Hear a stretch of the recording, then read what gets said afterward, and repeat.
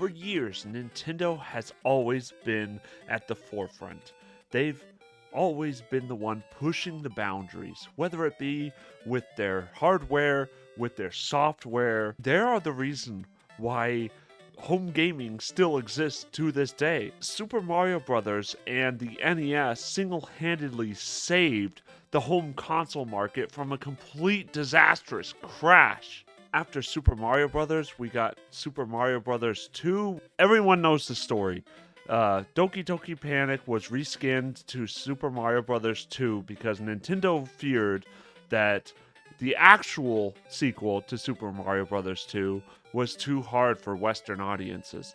So that's what we got. And then Super Mario Brothers 3 came out, and it really pushed the boundary, and it set the precedent for all 2D Mario games to come, whether it be Super Mario World or the new Super Mario Bros. Series. But there's one thing about that game that a lot of people don't realize, and it's the reason why that game is considered a classic. And it's the reason why Super Mario Bros. Wonder is going to be far better than any of the previous new Super Mario Bros. Has ever put out. And that is in the items. You see, in Super Mario Bros. 3, whenever you got an item, all these items, whether they were permanent or semi-permanent, you felt overpowered when you had them. You felt like you were a god, you know? You felt like you had a hammer and everything was your oyster. And the moment you lost those, you felt vulnerable again. You felt vulnerable because the game was unrelenting. It's hard. I'm gonna be honest. Like, it's still, to this day, one of the most difficult Mario games I've ever played. Returning to Super Mario Bros. Wonder, everything I've seen about that game mirrors that of Super Mario Bros. 3. And that, to me, is exciting because the new Super Mario Bros. Game, while on the surface they were fine, they were just far too easy. And there's a lot of reason to that. A, the game literally threw lives at you. Every second you were coming across coins. Coins, coins, coins, coins, coins. You were just showered with coins. You could not lose because you just got so much freaking coins. And that's a problem. That's a massive problem because the more coins you get, the more lives you have. Because a rule of thumb in all Mario games, you get 100 coins, you get a 1-up. And this was great in the original games because coins were relatively sparse. I mean, you got that oh crap mentality in Super Mario Bros. 3 because there was very finite coins to be found, you know? And when you did get a 1-up, it felt special. You felt like, oh man, you just felt like you could go one more turn, you know? The moment you got down to your final 2 lives, you got this, oh my gosh, like this fight or flight mentality, and you just felt as if everything was going to collapse. So that made finding a 1-up ever the more better. But in the new Super Mario Bros. Games, as I said, they literally shower you with coins. You could get 1-ups. For example, in the first level of New Super Mario Bros. U, you could probably legitimately get 3 lives by doing nothing. By just playing the game. By just going, collecting coins, which are scattered all over the place, and getting the top of the flagpole. You could legitimately have 8 lives before you've even started your journey. And that just brings down all the stakes. And it doesn't get any better in the latter stages because you are still showered with coins. And if you're good, you can get to the top of the flagpole. And that just removed all stakes from the game. The level design was really good for them. I will admit, some people don't like it. I actually think that the level design in the new Super Mario games are top tier. You know, they knew what they were doing. They knew how to design courses. It's just there was no stakes because you were just showered with lives. This is where Super Mario Bros. Wonder, I think, excels because, as far as I can tell, you don't get a 1-up when you get the top of the flagpole.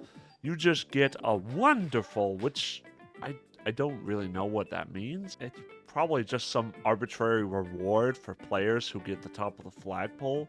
It doesn't seem like it actually gives you 1-ups. And as far as I can tell, this game doesn't shower you with coins. And again, the level design looks top tier. The Mario team, they know how to design 2D Mario. It's not like these idiots in Mario Maker, you know, these people who just don't know how to design Mario courses. You know, they're professionals. They've been doing it for freaking 30 years now or more. But all the items, all the specialty items that you get, whether it be the bubble mushroom, whether it be the drill mushroom, or everyone's favorite, the elephant berry, it looks like you legitimately become overpowered. Especially the elephant berry, for example. You have the trunk attack, you have the water, you have all these different abilities, you know, yet you're still vulnerable to attacks, you know. You're not invulnerable like I thought you were. I thought it was going to be like the Mega Mushroom from the original New Super Mario Bros. On the DS. However, it doesn't seem like it's going to be that. It seems like you can keep it outside of the levels. You can go into levels if you're good, which I'm sure there's going to be a lot of players. You could legitimately use it the entire way. Although I have a feeling that speedrunners are probably going to be collecting the bubble mushroom because that looks OP. But that's what I'm talking about. It gives you extra platforms, the bubble mushroom does. And the drill mushroom, you can legitimately avoid all the enemies in the level. There's so much potential with all these different items, with all these different abilities. It just feels like you are overpowered again. It feels like Super Mario Bros. 3 again. That is why I am so excited for this, for Super Mario Bros. Wonder. It is a return to form for the 2D Mario franchise because it goes back to what made Super Mario Bros. Great in the first place. It goes back to the precedent that Super Mario Bros. 3 set, and that is having great items that make you feel overpowered.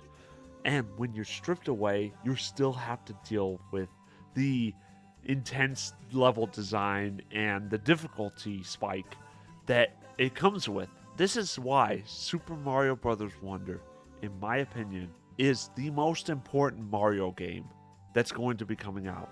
Super Mario Odyssey was the most important 3D Mario game because it set the standard for 3D Mario games to come.